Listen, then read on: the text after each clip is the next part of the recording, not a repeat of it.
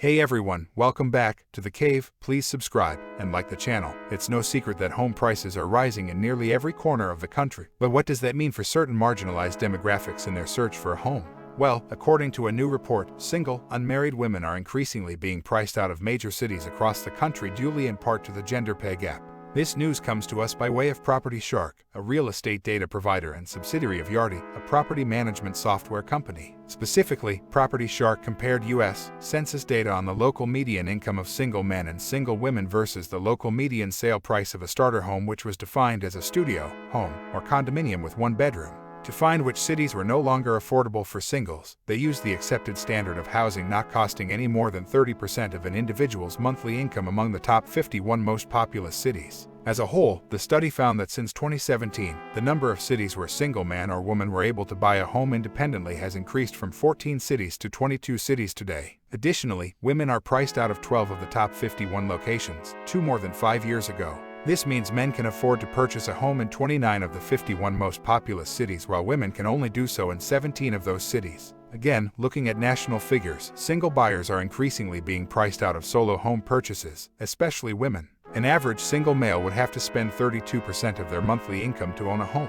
while women would have to make significant financial sacrifices due to the fact they have to spend an average of 49% of their income to achieve the same goal. Exploring the differences in singles' buying power, current figures show that in 22 of the 51 largest U.S. cities by population, people earning the local median income cannot afford to buy a home alone, 8 more than just 5 years ago, the study said. Moreover, the percentage of an individual's income needed to cover monthly mortgage payments has also risen in the majority of the country's largest urban centers. As a result, of the top 51 cities, an average single person can only afford to buy a home in the bottom 17 cities, down from 26 5 years ago. Single women can't afford to buy a home in 34 cities, 10 more than just 5 years ago. While the rapid growth of home prices has affected all single buyers, women overall have been affected at a stronger rate, the report said. Specifically, single female buyers were priced out of 24 cities in 2017, but today, women cannot afford to buy independently in 34 cities, 12 more than men. Property Shark notes that some cities, namely Atlanta, Charlotte, North Carolina, Chicago, Dallas, Phoenix, and Tucson, Arizona, have seen price increases over the past 5 years which have priced out single women.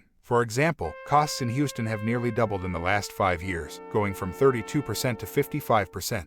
Country's top markets remain highly unaffordable, despite slight downtick in unaffordability pressures. The New York City real estate market remains the most unaffordable for singles, despite the fact housing costs have eased there slightly in the last 5 years. In 2017, it would cost 94% of a man's income or 126% of a woman's income to purchase a home in the city. That number has eased down to 88% of a male's income or 117% of a female's income to cover the costs for a studio or one-bedroom unit.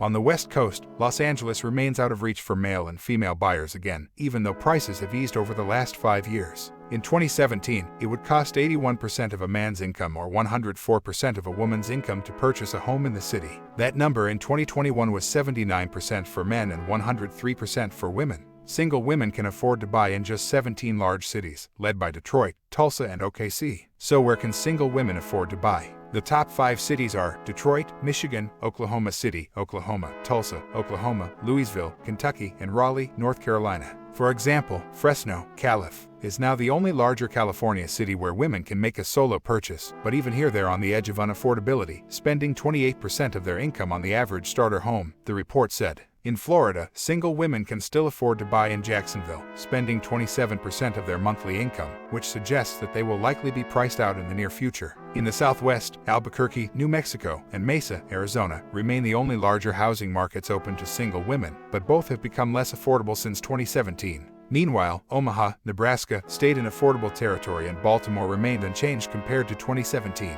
Detroit remained the #1 most affordable housing market for both men and women, but costs have risen here too, going from 4% to 11% for women and 10% for men today. Furthermore, Tulsa and Oklahoma City are now the second and third most affordable large cities for single buyers, with the share of income needed to cover mortgage costs barely ticking up to 14%. Single women increasingly less likely to buy a home independently as gender housing gap widens. Overall, Property Shark says that the gender pay gap is increasingly burdening women, who are now priced out of 34 of the top 51 cities compared to 22 of 51 for men. Due to the fact that in 7 of the cities that women can afford, their costs are over 25% of their income means they are cities to watch. They are likely to be priced out of those cities soon.